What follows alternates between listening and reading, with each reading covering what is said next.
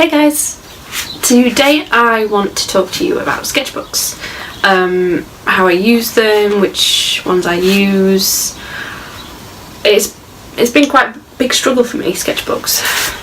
For a long period of time I was using just scraps of paper because I couldn't handle the pressure of having this lovely object and the pressure of creating something nice inside it. So I've gone through a lot of sketchbooks that are just half empty because I'm just given up on them. I don't know, I'd fallen out of love with them, I suppose.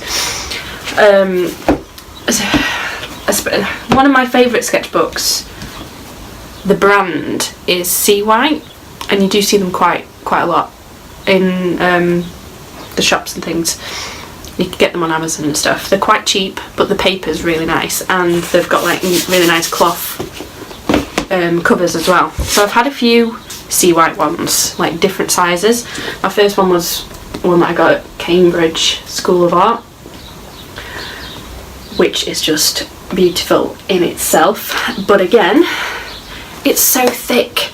It's a lovely thickness, but it kind of puts you off. I'm one of those people that I like the idea of a sketchbook being full of all one thing, so with it being so thick it's hard to fill it with that one thing. It's probably going to end up having a few different projects in there, and I just really can't handle that. So this one started out as I was working on a book idea about a yoga baby.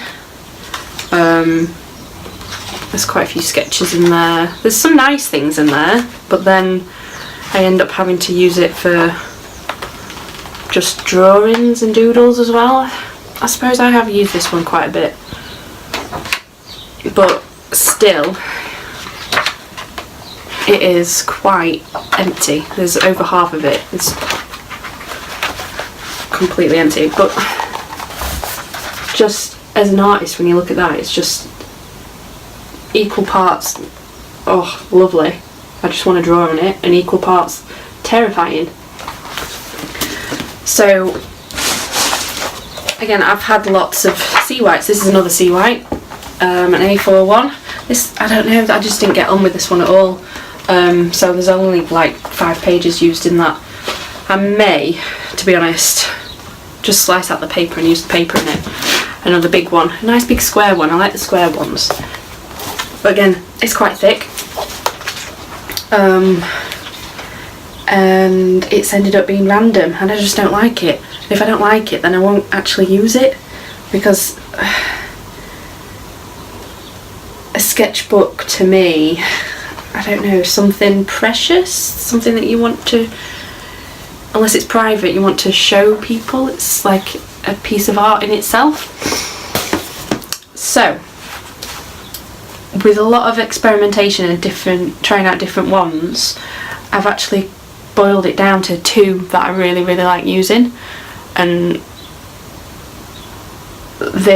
one of them is still a Sea White one, but it's used for a very specific purpose. First though, this is a large Sea White one that I do use, but I have given it a single purpose. It's not full yet, but it will be. I will finish it, and it's for my realistic drawings that I'm trying to challenge myself to do. So there's quite a lot of portraits and things in there. I'll do a tour of this one when I've done a few more drawings in it, I think. But I love this sketchbook, and I would actually be quite proud to show someone that.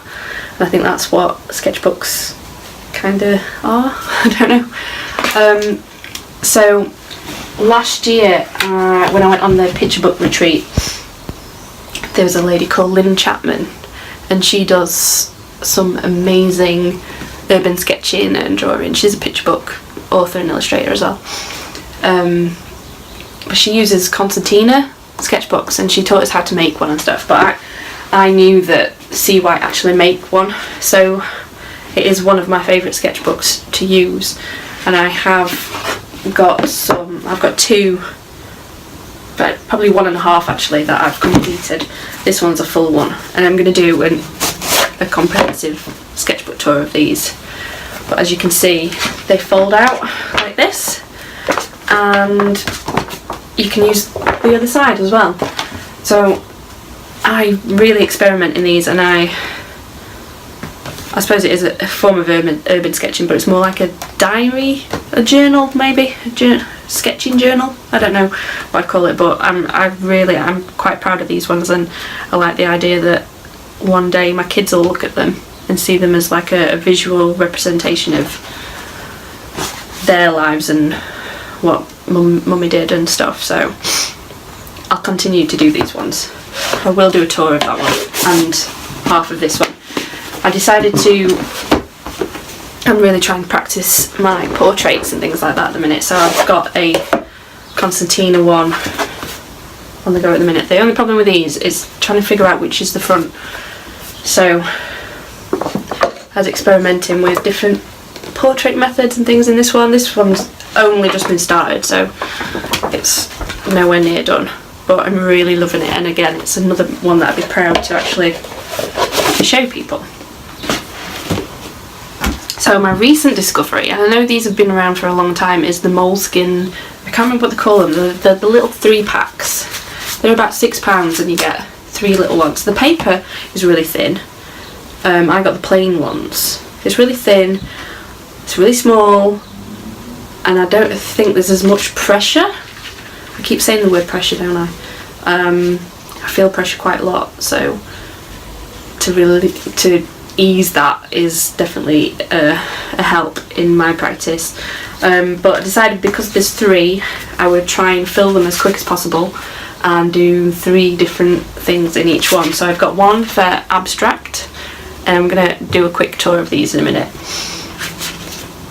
So there's like just quick abstract work in there with pens, pencils, anything.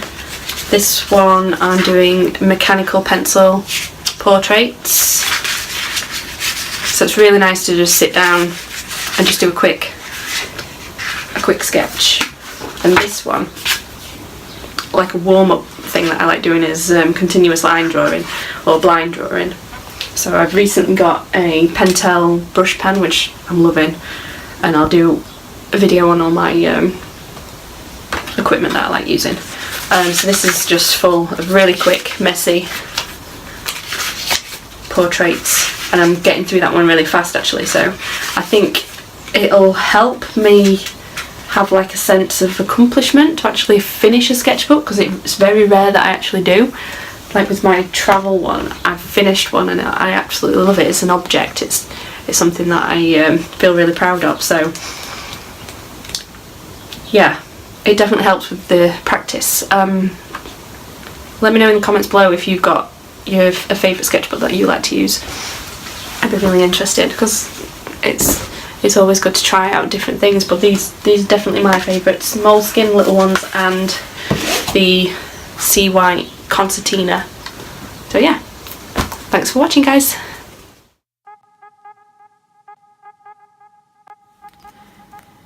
So now you've seen the kind of sketchbooks that I'm using at the minute, I wanted to give you a really quick look at these 3 Moleskine books that I'm using.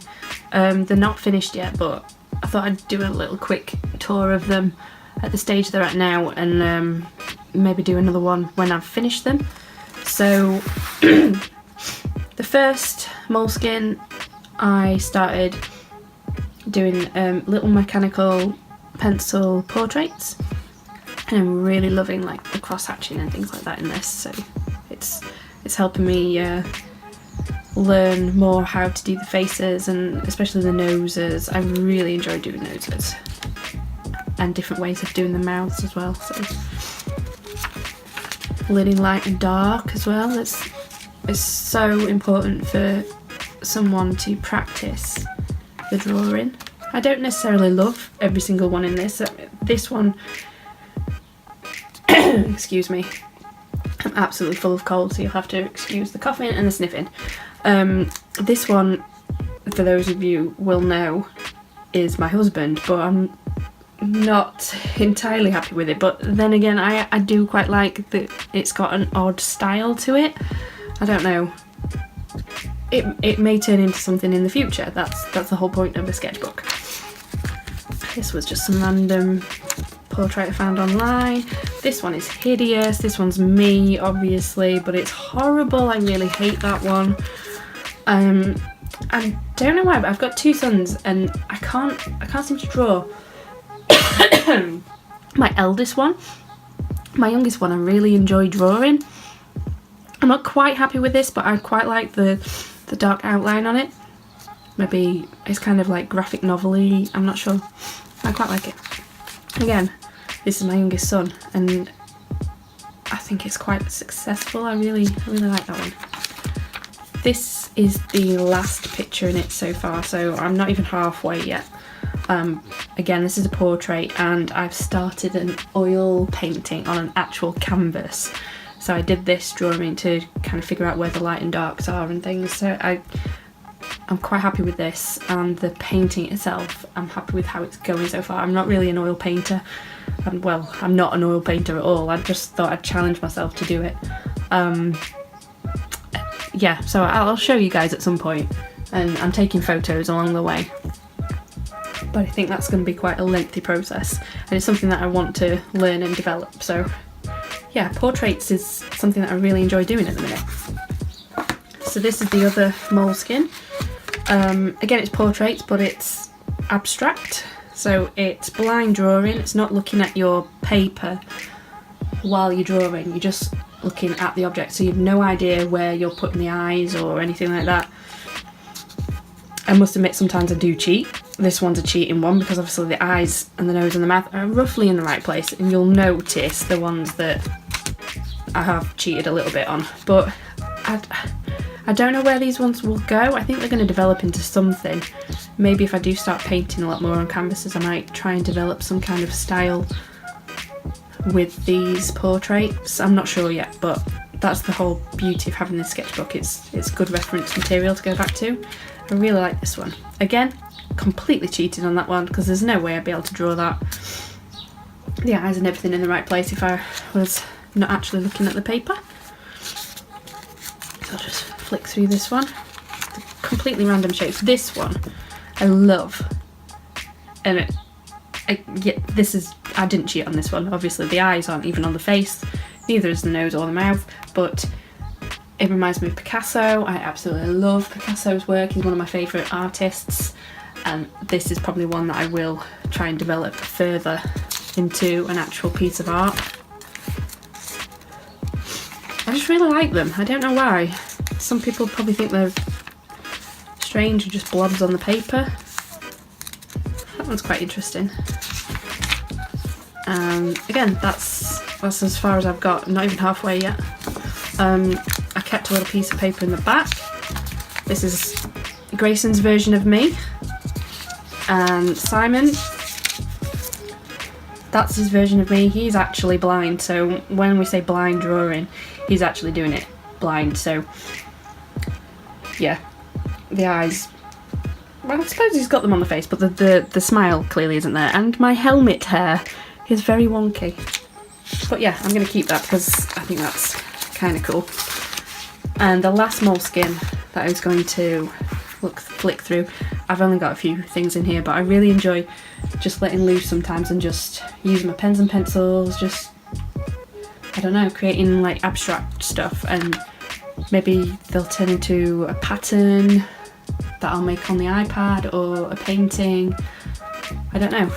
I never know what it's going to be, but you just keep going until you think you've got it. I really like this one. I think that one could be a really nice big painting or something. This one I just went nuts and started layering up on things, but it's experimenting. I hate that one. And that's it. I haven't done much more in that one because that takes a little bit more time. I tend to do a little bit and go back away from it and then come back and add a bit more until you know that it's finished. But yeah, there are my 3 moleskin sketchbooks that I'm working on at the minute. Hope you enjoyed.